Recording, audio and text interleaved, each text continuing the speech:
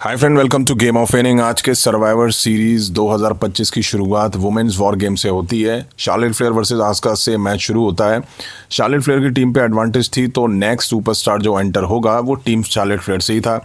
Bell बजते ही दोनों आपस में भिड़ जाती हैं, दोनों एक दूसरे को अच्छा डैमेज देती हैं।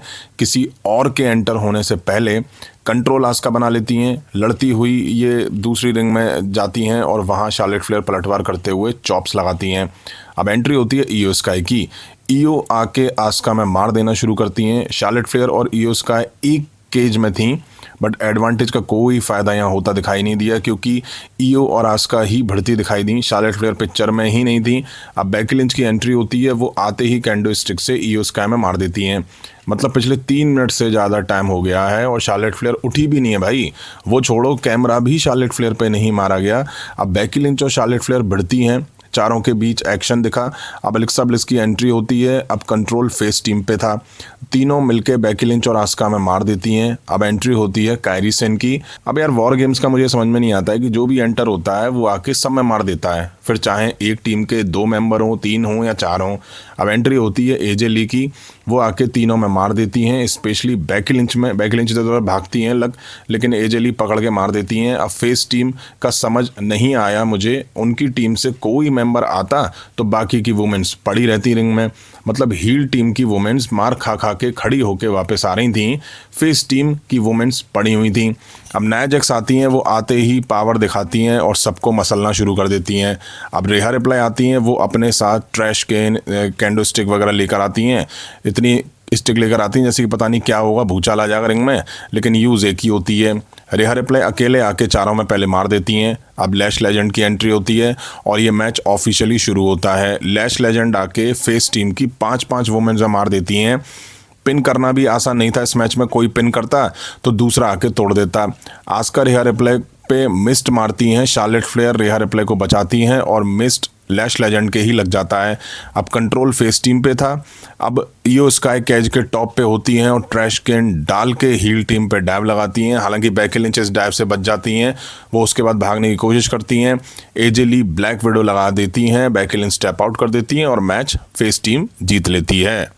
इसके बाद हमें जॉन सीना वर्सेस डोमिनिक के बीच इंटरकॉन्टिनेंटल टाइटल के लिए मैच दिखा। सीना का ये लास्ट सर्वाइवर सीरीज मैच था, या यूं कहूँ लास्ट प्रीमियम लाइव इवेंट था रिटायरमेंट से पहले। डोमिनिक का ये होम टाउन था। डॉम अपने साथ आज बैकअप के तौर पे रकील रॉड्रिगेज और रॉक्सन परेज को लाए थे। मैच शुरू ही हुआ था कि रॉक्सन परेज रेफरी से बच के सीना के पैर खींच के गिरा देती हैं।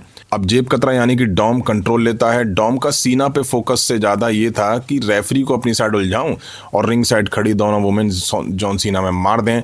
रकील रॉड्रिगेज भी रेफरी से बच के पंच जड़ती हैं सीना में। एक्शन रिंग के बाहर आता है तो डॉम और सीना के बीच में ये दोनों वुमेन आके खड़ी हो जाती हैं। डॉम फिर रिंग साइड सीना में मार देता है।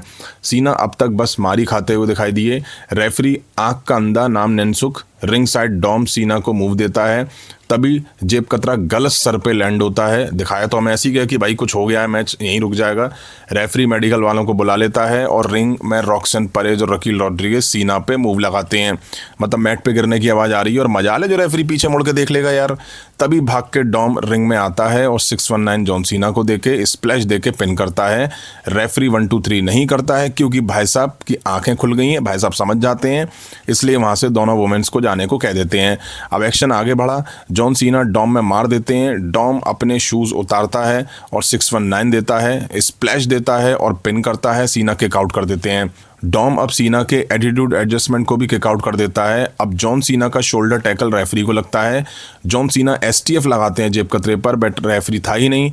तभी फिन बैलर और जेडी मैकडोना की एंट्री होती है। दोनों मिलकर सीना में मार देते हैं। सीना काउंटर करके दोनों में मार देते हैं। अब जॉन सीना बैलर और जेडी को एक साथ एटीट्यूड एडजस्टमेंट देके पिक्चर से बाहर कर देते हैं।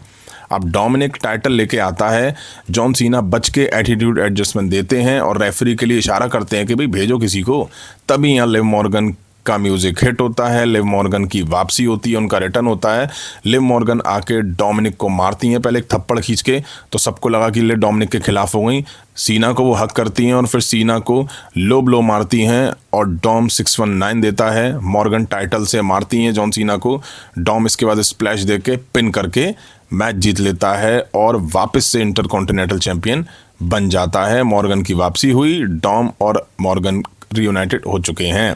अब हमें निक्की बेला वर्सेस स्टेफनी वकर के बीच वुमेन्स वर्ल्ड चैंपियनशिप को लेकर मैच दिखा। बेल बजी और निक्की बेला ने स्टेफनी वकर पर अटैक करा। हालांकि स्टेफनी वकर जल्दी ही पलटवार कर देती हैं।